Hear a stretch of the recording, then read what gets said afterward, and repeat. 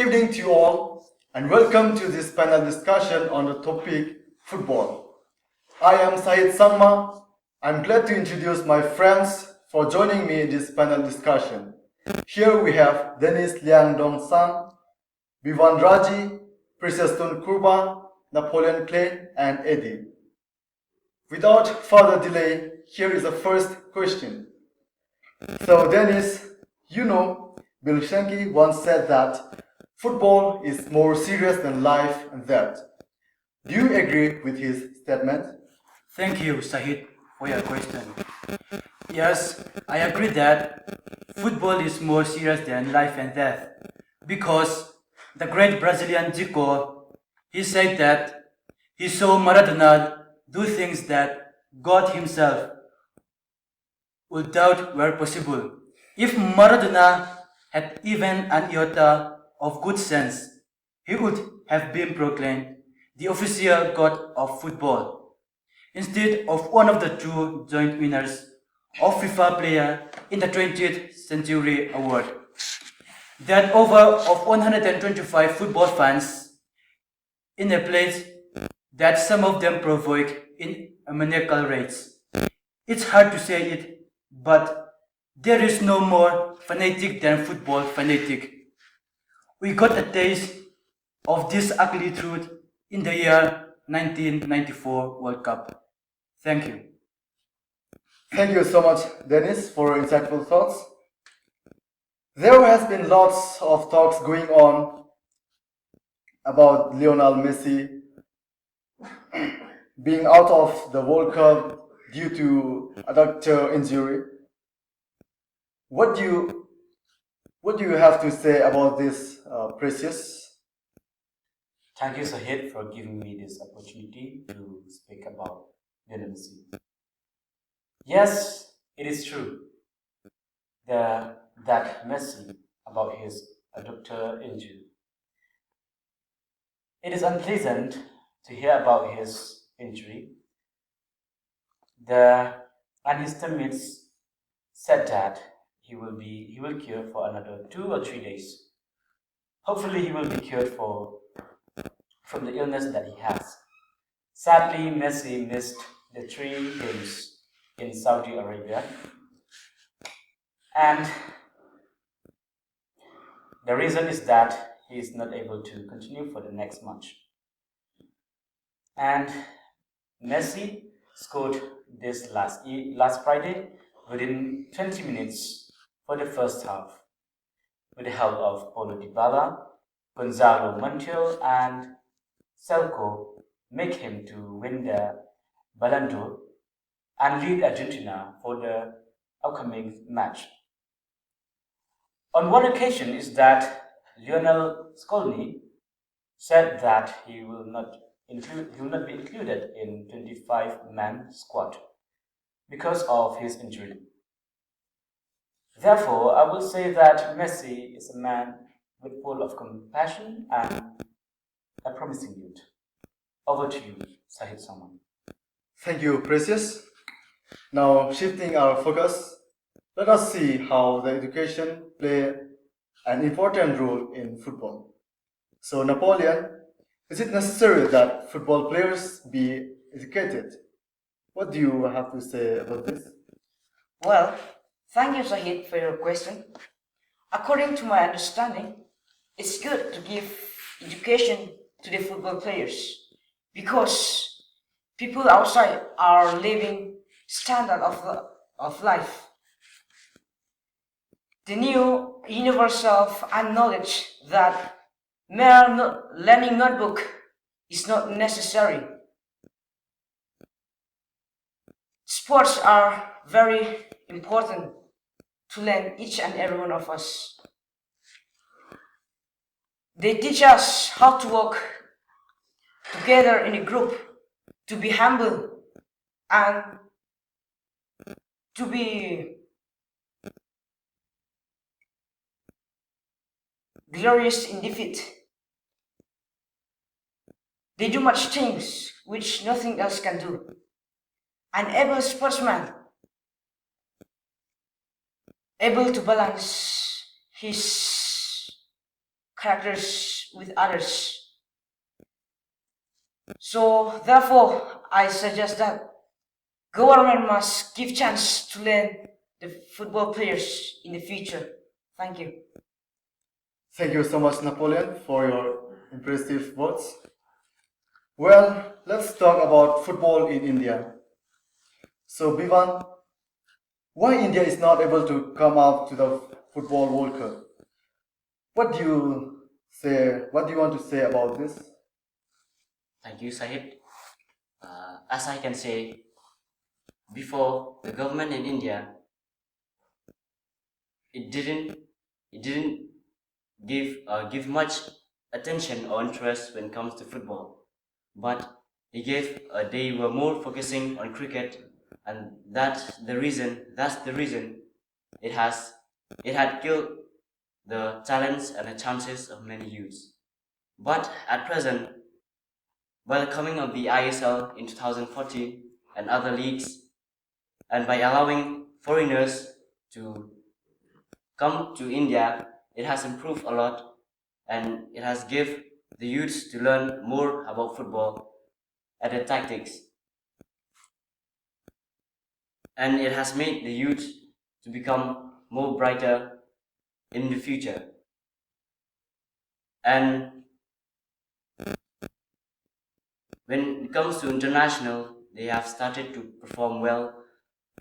For instance, the South Asian Football Federation under 19 championship, India beat Pakistan in final, and India will be hosting the SAFF under 19 championship on the month of May, which they are going to face against Sri Lanka and Nepal.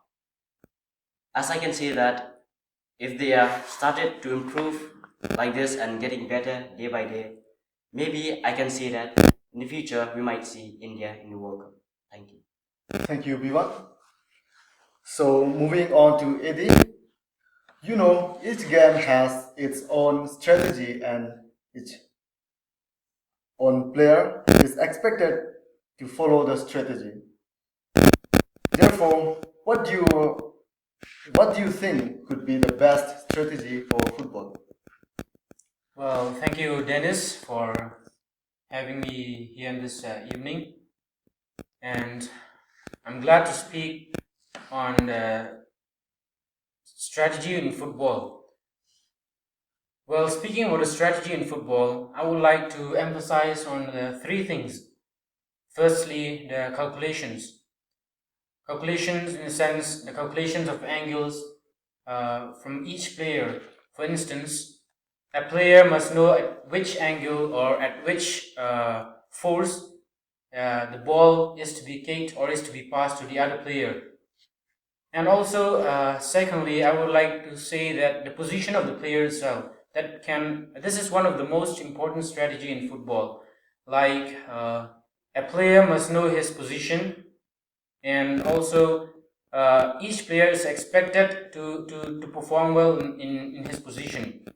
And also, speaking about the position, I would like to say that each team, each position, the position of the players varies from each team, from one team to the other, depending upon the strength of the team.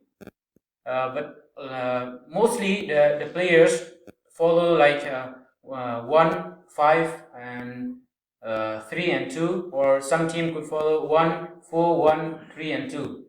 That is the position of each player. But during the game, if you have observed, there are lots of positions of the players in the form of shapes. For instance, in triangular shape, in a rectangular shape, in a square, which makes the players easy to rotate the ball from one player to the other player, and also which helps them to pass the ball in a specific angles. For instance, if they are playing in a triangular shape, it makes the player who is with the ball easy to pass the ball to the other player, because they know the calculations, at what calculation should the ball exactly be passed to the other player. And thirdly, the strategy, one of the most important strategy in football could be the stamina of each player. For instance, a player cannot say, I want to become a great footballer, but I can't run. A player cannot say, I want to be part of that club, that team, but I have a problem, I cannot run. A player cannot have that excuse, which means each player is expected to have certain stamina in which he is able to run and cope up with the other players.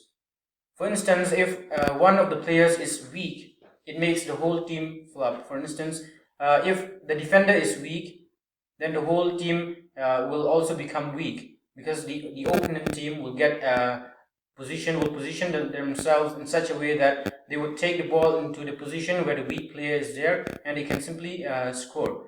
So I would say these three things, like calculation and the position of the players and the stamina of the players, are the three important strategy in football. Over to you, Dennis.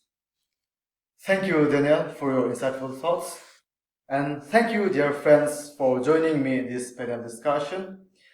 We have discussed a lot about national or international football, and we have got a lot of information from you all. So thank you, dear friends.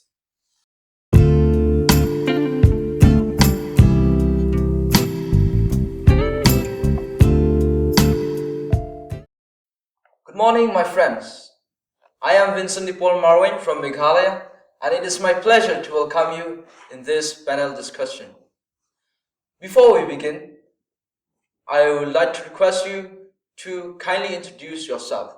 Let's start from there. I am Itisavio from Meghalaya. I am Nexwell Rungshang from Meghalaya. I am Pinbhalan Milimngat from Meghalaya. I am Padras Bankar from Odisha. I am Bla Abiamante from Meghalaya. I am Yunadu Yantan from Nagaland. Thank you, friends, for introducing yourselves. Before we begin, I don't want to waste so much of time, but let us quickly go to the topic. Natural calamity. That is our topic. And Patras, would you please let us know the meaning of natural calamity with examples? Natural calamities literally means the destruction or disaster caused by the nature that brings great damages to the people's life and property and so on. And during 1980s, our country suffered a series of calamities. For example, flood, earthquake, drought, landslide, volcanic eruption, and many others. Thank you. Thank you, Patras, and that is exactly what I want to hear. So, friends, I would like to proceed this discussion with the given examples. Is that okay? Yes, sure. So, Blaigan, what do you think about flood in India? Flood is one of the major natural calamities in India, which not only brings large miseries to people, but because of its recurring nature, it leaves our country in ruins every year. Can there be a more terrible sight than when we see entire villages being washed away and people stranded with nothing to live on? The distractions of flood and its consequences are beyond description. Rural poverty and general backwardness have been further aggravated by these floods occurring every year. Flood causes terrible loss of life and property. For instance, in Assam alone, about 22.43 lakh hectares of land was flooded in July 2004. Thousands of people are rendered homeless. Their properties, their houses are flooded, and their cattle and goods get washed away. Thank you. Thank you so much, Blaibiam. As we know, these days the news about earthquake has become well known, and I request Penpa to say something about earthquake. How does it affect and and mention some of the places in which earthquake has affected the people. Yes, thank you. Earthquake is the shaking of the surface of the earth resulting from a sudden release of energy in the earth's interior, usually by sudden movements along fault lines. The size of the earthquake is the size of the earthquake is determined by the use of the amount of energy released in this process. And it can only be detected by the most sensitive modern instrument, that is the seismometer. For instance, as you all have heard about the case in Myanmar, where the powerful 7.7 magnitude earthquake had ravaged Myanmar, claiming over 1,000 lives, roads were damaged and buildings were collapsed. As India lies at the northwestern end of the Indo-Australian plate, which encompasses India and Australia, the process where one tectonic plate colliding against the other is responsible for making India an earthquake-prone country. Therefore, earthquake occurs under the surface of the earth or relatively in uninhabited places. Thank you. Thank you so much, Benbha. That was very much understanding. Now let us see about drought. So I entreat Leonardo Yantan to briefly speak about drought. Drought is a continuous absence of rainwater where the ground level is totally subsided and the land becomes completely dry. This can be affected by less amount of rainwater. Global Assessment Report on Disaster Risk Reduction. Special Report on Disaster 2021 says that at least 1.5 billion people have been directly affected on drought,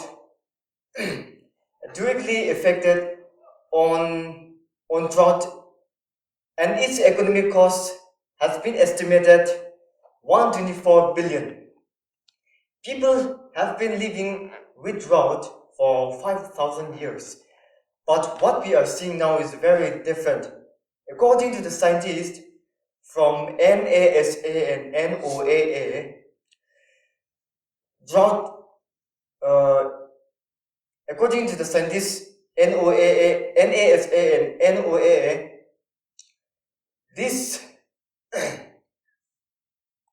drought has the people have been affected all parts of the world, and they are living in very serious life. In the recent years, some of the places that are affected by drought are US, Australia, and Southern Europe. Thank you. Thank you, Leonardo Yantan, for copious evidences. I think all of us know that landslide is very common natural calamity that has happened these days. So I would like Nexwell to tell us something about landslide. According to me, landslide can be caused by natural force and human force. Dominantly, landslide are caused by human activities. Human selfishness becomes havoc to the environmental and also to the living existence, including human beings. Human beings bring deforestation, in which large scale of trees are cleared up. Large scale of trees are cleared up, and the less support and the layer of the soil become less support. When the heavy rainfall comes, the less support layer of the soil becomes soft, and thus the land collapses. But landslide can be happen without human too. Thank you so much, Nexwell. Without wasting even a single second of time, let us go to Idisabio. Would you please tell us something about volcano? How does it affect the living creatures, and how does it form? Volcanoes are the mountains which, on top, there are large opening from which gases, lava, or hot liquid rock are forced out to erupt. Volcanoes can have devastating effects on living creatures. Volcanoes erupt can reach miles away, and that is why most of the living creatures are almost to the point of extinction. And when we talk about the formation of volcanic eruption, below the surface of the earth, there is a layer of solid dense rock. And underneath it, there are two layers, mantle and core, which are hot enough to melt rocks, producing magma. And the formation of this crust, formation of the crust is a large formation called plates. And when they move, they cause the crust to open, forming vents. Volcanoes erupt from these vents, releasing magma and ash clouds. And that's all from my knowledge. Thank you so much, Ilisavi, for expressing us your knowledge. And I think all of us have become aware how natural calamity causes and how does it affects the lives of the people and its property. To conclude this discussion, I would like to thank you all for your generous cooperation, for your generous participation and contribution in this discussion that has made this event a most successful one. So thank you so much and have a wonderful day ahead. Thank you. Thank you.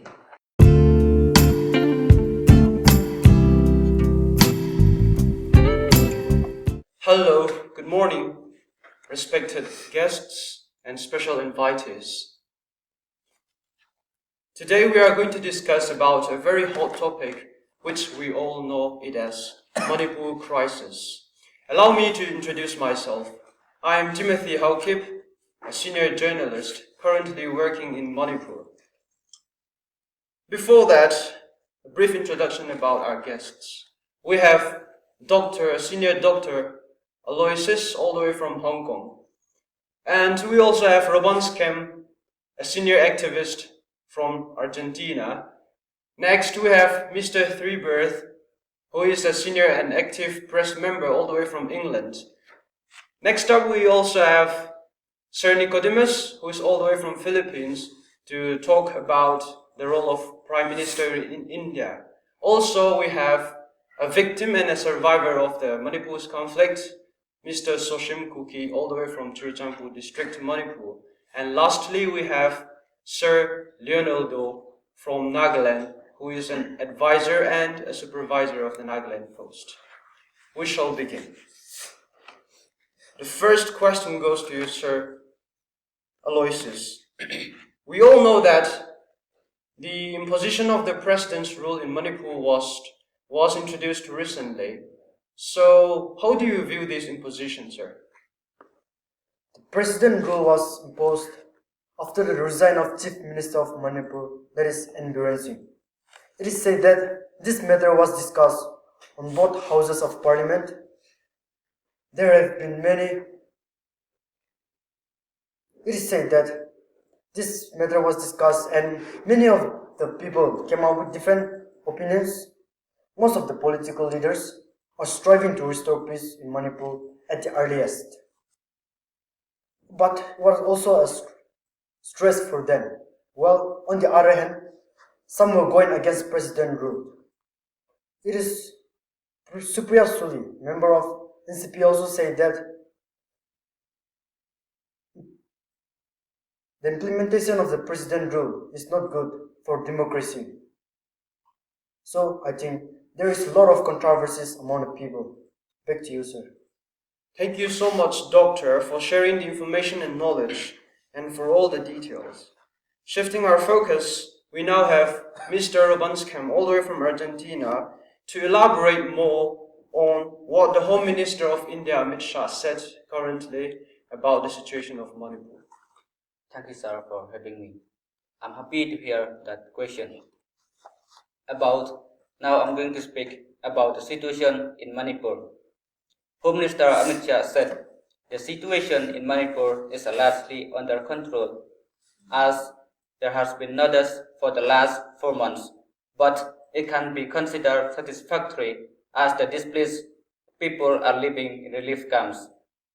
The Ministers of Home Affairs will soon convene joint meeting, he said, adding meeting while the government is working to find the new path to end the violence. The priority is to establish peace. Home Minister said the opposition has been trying to portray a picture that the ethnic clash between the Meiteis and the Kuki communities was the first violence in Manipur. The BJP led the government to fail the maintained law. Thank you, sir. Thank you so much, sir. We are indeed glad for your time here. Moving on next, we have Mr. Threeberth, who is an active press member from England. Sir, the question is, do you think there is a racial discrimination in the state of Manipur? Or to be precise, do you think the Christians there are affected? Well, thank you for having me. I'm very sad to say about Manipur's situation.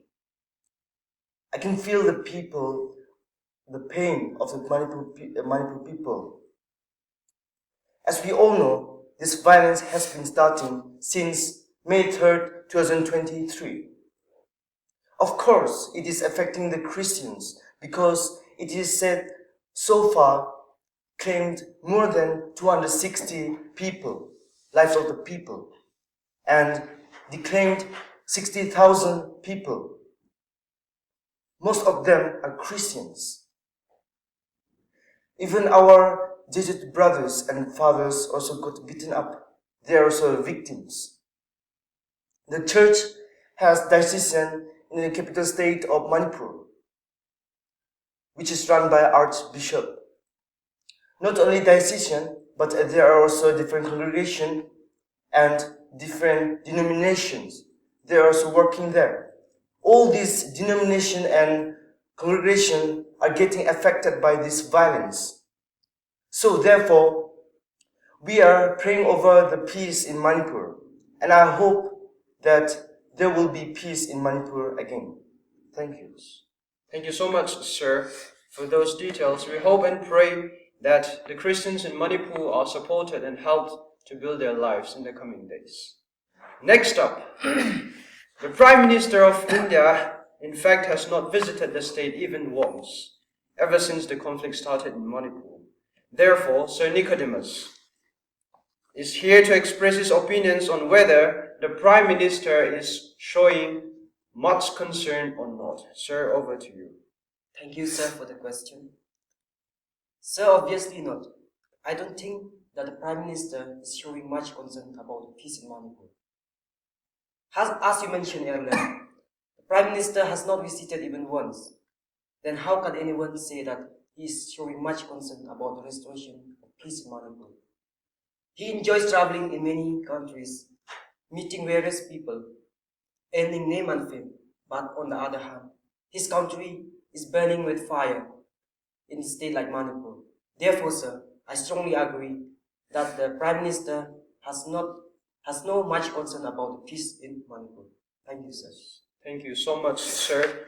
That is our typical Modi, and for the informations and views of yours, we are indeed thankful. We hope the Prime Minister is sensitive towards the need of the people in the coming days. Up next, we have a victim and a survivor from the Manipur's conflict, all the way from Chirachandpur district, Manipur, Mr. Soshin. Sir, your question is, what's your first impression when we speak about the Manipur crisis? Thank you, sir, for the question. As we all know, the situation in Manipur is very unpleasant to hear or see. The terrible atrocities committed against Christians in Manipur that left me shocked. Churches burned, priests killed, terrors stricken, women and children fleeing from ruthless rioters. However, the problem in Manipur is not only between the other religions, but also among the Christians themselves. For instance, there was a Naga cookie conflict between the year 1993 that continued for 5 years. 750 people killed, and sporadic incidents continued for a decade. Back to you, sir. Thank you so much, sir. However, that's very unfortunate to hear. Women fleeing from their homes and towns, priests suffering from different various incidents, and also hearing about the incidents of Manipur, the atrocities committed against the Christians, and things like that. Now we move on, and we have Sir Leonardo, who is from Nagaland, advisor and supervisor of the Nagaland Post.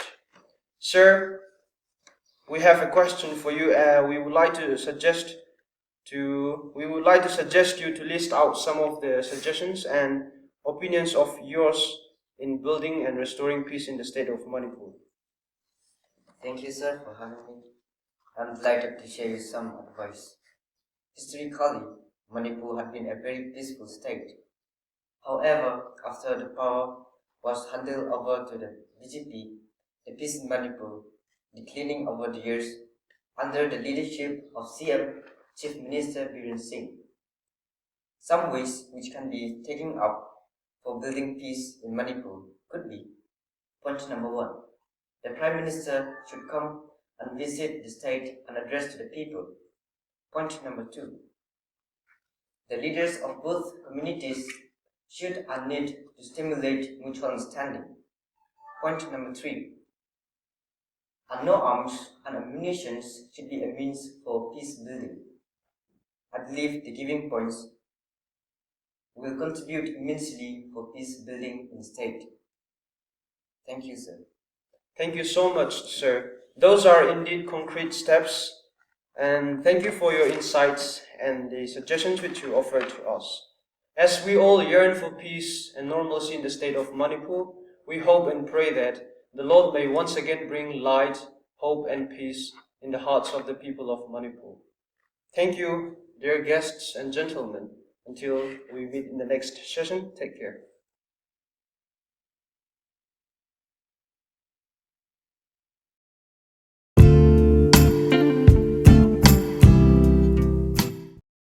Good evening and welcome.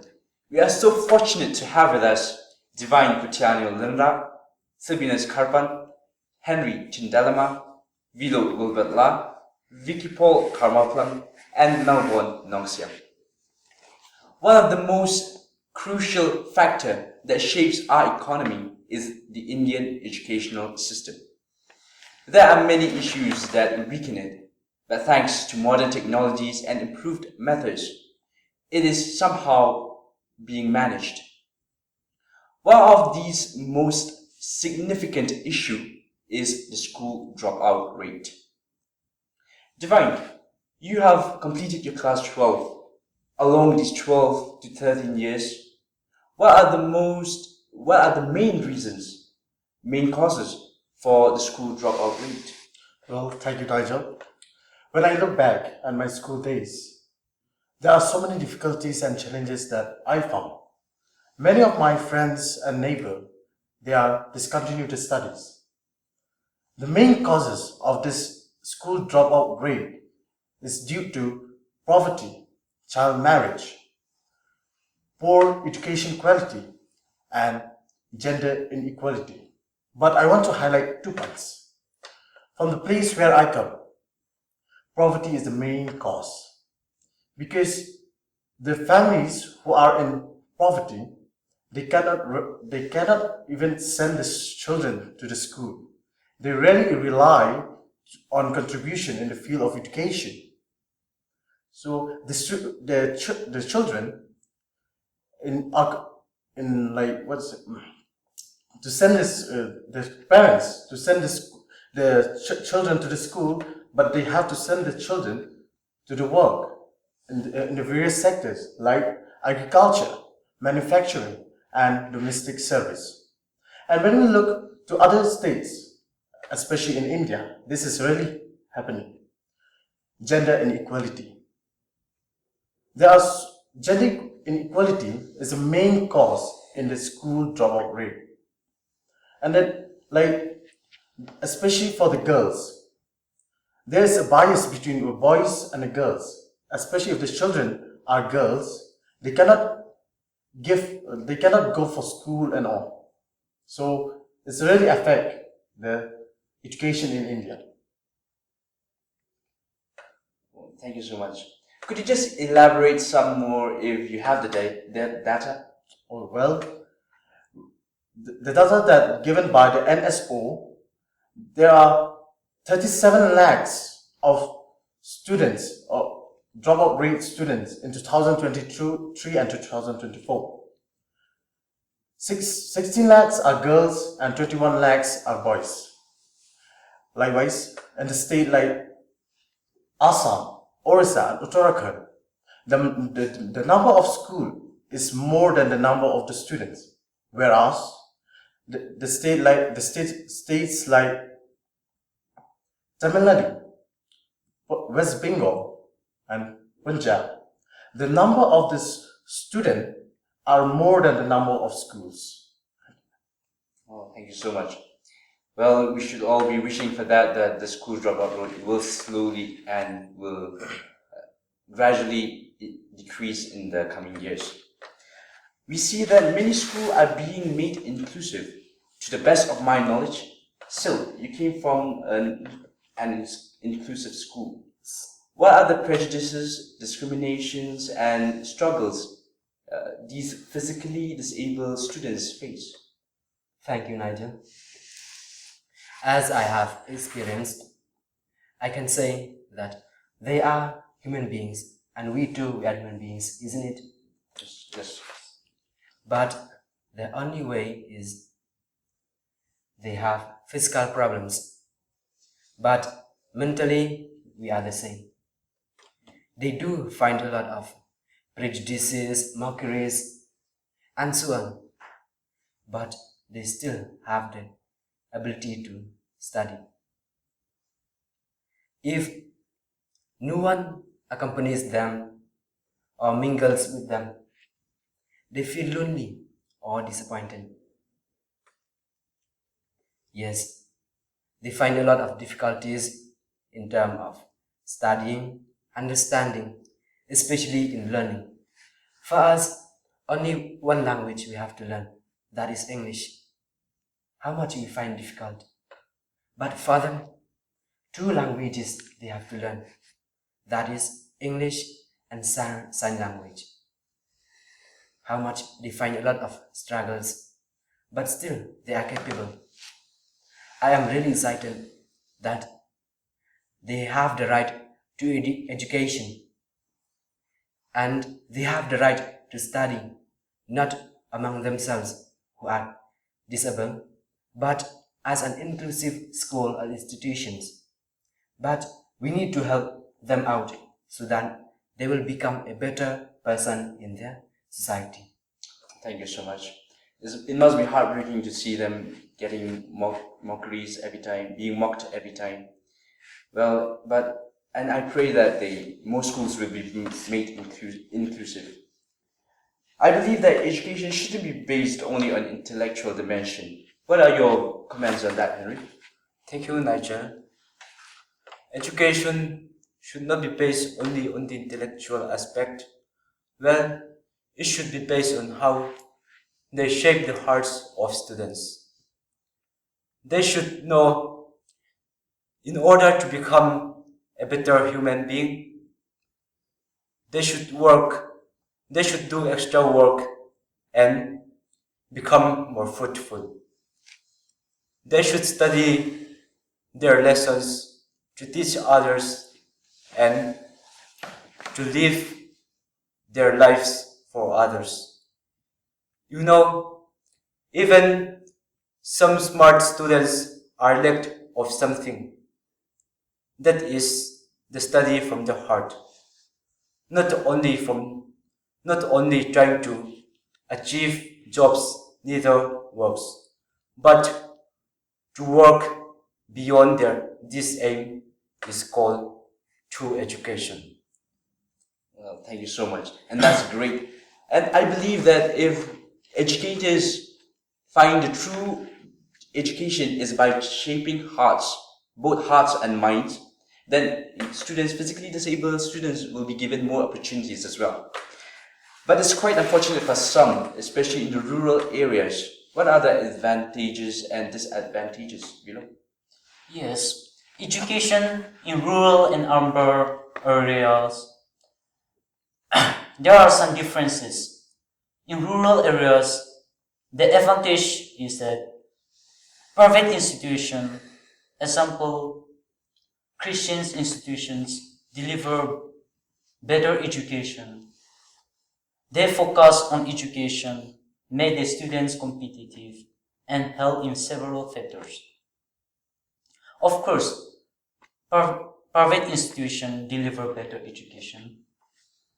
The disadvantage is that they depend on high fees for infrastructures and staff salaries.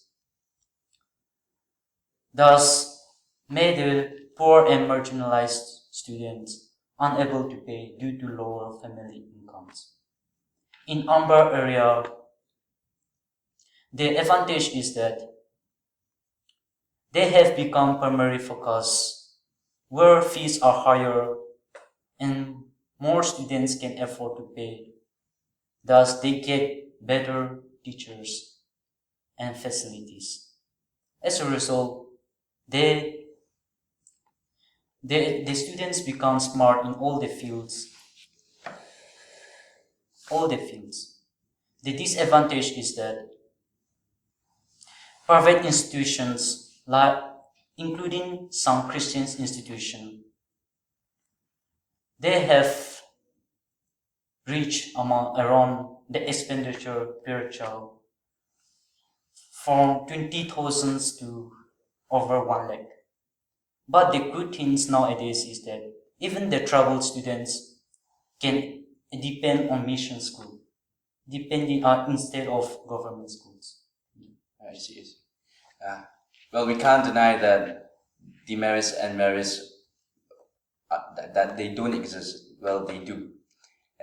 But thanks to these improved methods that our government is trying to bring to our educational system, one of them is the National Education Policy (NEP). What are the challenges do you think, Vicky, that states, especially we who come from Northeast, face or that will face? Thank you, Nigel. NEP plays a very important role in the education. In some ways, it is very helpful. In some cases, especially in rural areas where people are finding difficult in afford the coaching class for the children, and because due to the less of facilities, therefore we find intellectual stagnation, and we are facing towards commercialization of education, which is a road to disaster. And as we see in Northeast, people are finding difficult as the people are only farmers, laborers, and some laborers, just like that. So. I see. Thank you so much. I think that we should try to implement as well. But I believe that it is also because we lack facilities and the infrastructural development is very low in our places. But if we work together, we can surely do something about it. But we have also seen that in many places, the evolution from slate to AI has drastically come into the picture. Melbourne. What are your views on it? What do you think about it? Thank you. See, the evolution of education from AI from the slate to artificial intelligence has been incessantly growing in this modern world. The use of the slates, textbooks, and blackboards are rarely used in these days. And these blackboards have paved way to the digital panels and some smart devices. So when we look and when we observe about this modern world, we can see a lot of changes. And what I ponder about is that what would happen in the future, because these advancements in technologies could provide students only only intellectual information, but the emotional support and to understand that complex human behavior only teachers can be done. So the evolution of from slate to AI have affected the educational system in our country. This AI provides intellectual information but could not provide emotional and moral education. Thank you. Oh, thank you. I believe, and I think you all agree that anything is possible if we have a push, and that is the human touch. AI should not overtake the educators, our teachers, or the students should not really rely on AI.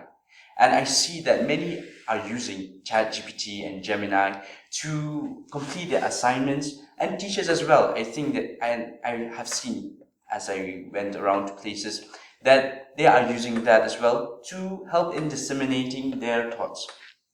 But I pray that our educational system in India will improve as years go on, and that people will realize that improved methods are good, and that can be done if we are provided with facilities and the technologies, if we all work together. Thank you so much for your time. Thank you. Thank you.